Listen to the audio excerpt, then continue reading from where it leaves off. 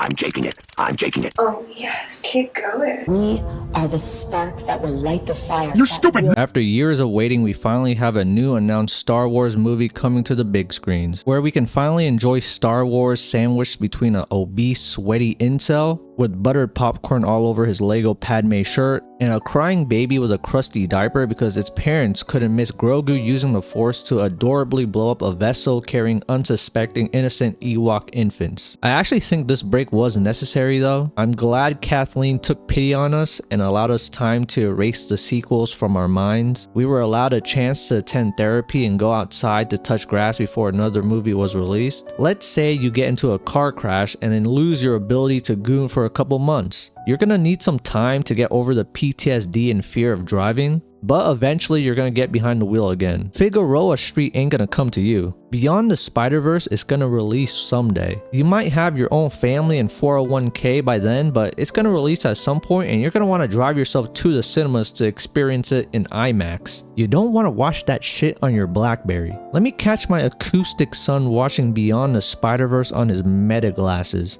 Oh yeah, keep going till 2099, Miguel O'Hara.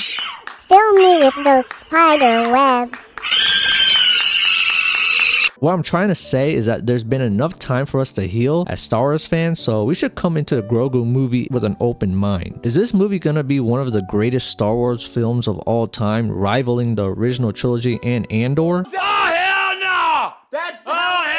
It's not going to be transformative or save the Star Wars IP. In NBA terms, this ain't Ozempic Zion. But I don't think it's going to be complete garbage either. The online reception of the trailer has ranged from really negative to I don't really feel anything at all, acting all nonchalant and different like Spider-Man Noir. I may be in the minority, but I'm still pretty excited about the movie. I think this movie will be a lot like Solo, a fun adventure with cool action and some decent moments. It's not trying to change the Star Wars universe and showcase groundbreaking cinematography or storytelling. It's just Grogu and the Mandalorian doing cool shit, and honestly I'm fine with that. Just like how I was fine with Solo. I'm actually one of the few people who enjoyed Solo and appreciate how simple and fun it was. I expect to feel the same way after watching the Grogu movie, because let's be honest, the main character is going to be Grogu, not Djarin. The Mandalorian is low-key just like an afterthought at this point. He hasn't progressed as a character in the last 5 years, but we'll get into that. Now, did the trailer help? I feel like the trailer was made by some random intern who stitched together a bunch of random clips from the movie so he could be the first in line to get free lunch on Fridays. I don't blame him either. Free brisket burger and a diet Sprite? Man, let me just put together some bullshit. Include some cute Grogu scenes and then eat my lunch and then clock out. Let's just try some of this bacon here.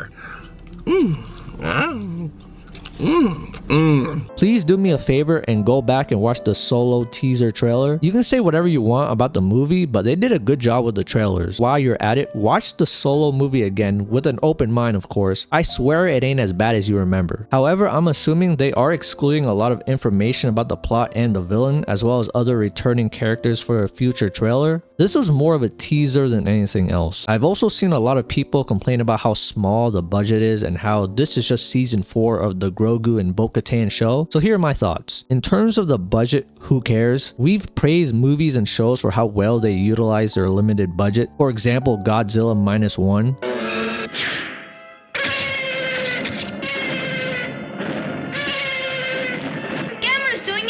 You stupid Nick! Star Wars has a positive track record when it comes to how good their movies and shows look. I have confidence that they can make the movie look pretty good with their alleged $165 million budget. Y'all acting like Disney gave them $10, a bottle of Prime, and a bag of jalapeno cheddar Cheetos to work with. I promise you a Star Wars movie under 2 hours can be easily made with that kind of budget and not look like a fan-made project from a group of middle schoolers from Fresno, California using Adobe Photoshop. I honestly hope they stick to a trend of lower budgets for some Star Wars movies. It allows them to experiment with more unique ideas and characters instead of just always relying on legacy characters and safe plot points. It's a whole universe. Be creative. Come up with new protagonists, planets, factions. They don't have to be powerful Force users or use lightsabers to be interesting. Look at Andor. In my opinion, Andor is just as good as the original trilogy. That might be a hot take, but it's my opinion, even though I haven't watched the second season. I'm getting to it though, don't worry. Or look at Ahsoka.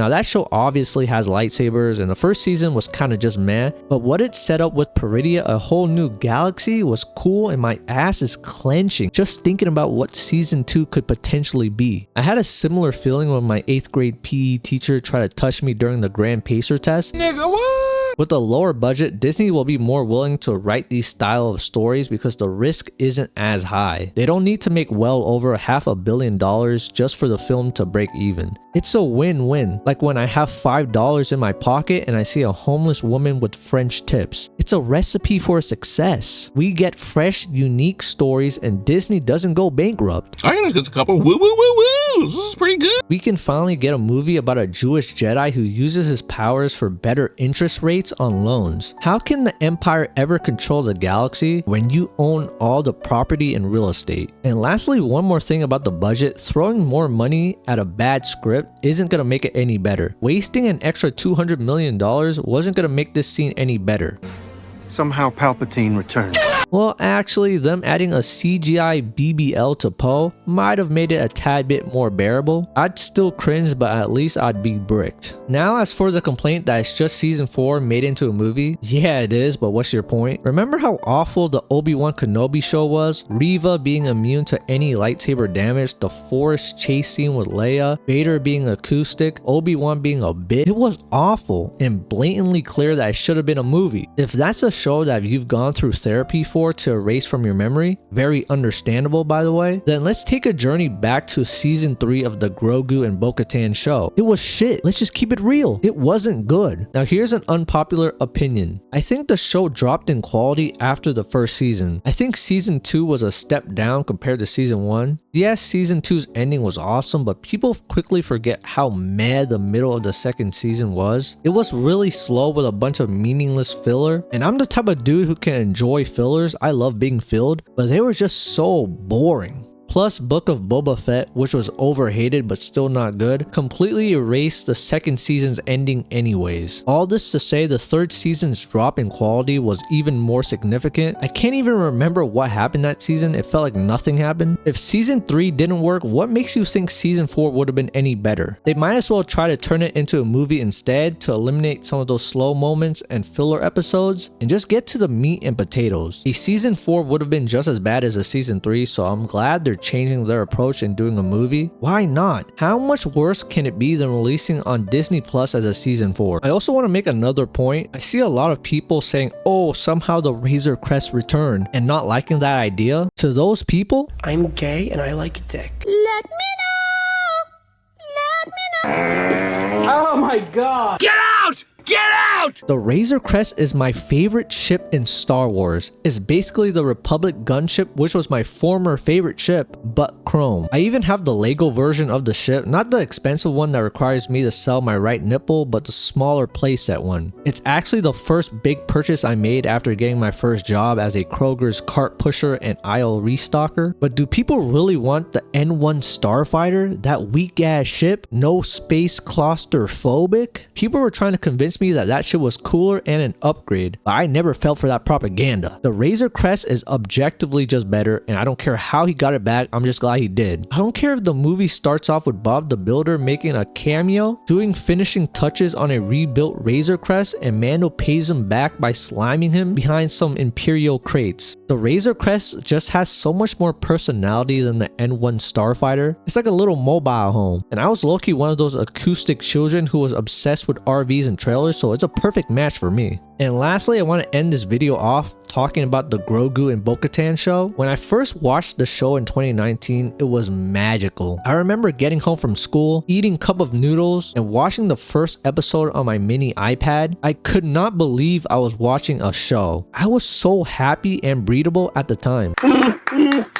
As much as I love Andor and I think objectively it's the best anything Disney has ever produced, I'll always have a soft spot for the first season of The Mandalorian. But my one big critique of the show was the introduction of Grogu. Was it cool? Yeah, but I've always wondered, what if they gave us a whole season or even half a season of The Mandalorian on his own, doing the typical Mandalorian stuff without Grogu. I'm not a screenwriter and I suffer from below average IQ, but I feel like delaying the introduction of Grogu would have helped the show. and specifically the character arc and development of Mando. Now he's just known as that one dude from Fortnite who takes care of Grogu. He's not even really a bounty hunter no more. The Mandalorian had so much potential like Victor Oladipo before the injuries, had they just waited on introducing Grogu so early on. So I'm definitely gonna go watch the Mandalorian and Grogu movie when it comes out, and most people who are hating on the movie or saying that it's boring are gonna watch it too. My prediction is that it's gonna be pretty decent with some fun moments, but ultimately it's gonna be overshadowed by all the other stuff coming out in 2026. Avengers Doomsday, GTA 6, Beyond the Spider-Verse, Spider-Man Brand New Day, Supergirl, Toy Story 5, Wolverine, Invincible Season 4, Ahsoka Season 2, Fallout Season 2, Forza Horizon 6, Resident Evil Requiem. It's 2016 Part 2. There's a good chance we forget the movie even existed by the end of the year. But yeah, those are my thoughts on the trailer and the movie itself. This isn't really a typical video on my channel. Like, usually I have more edits and stuff, but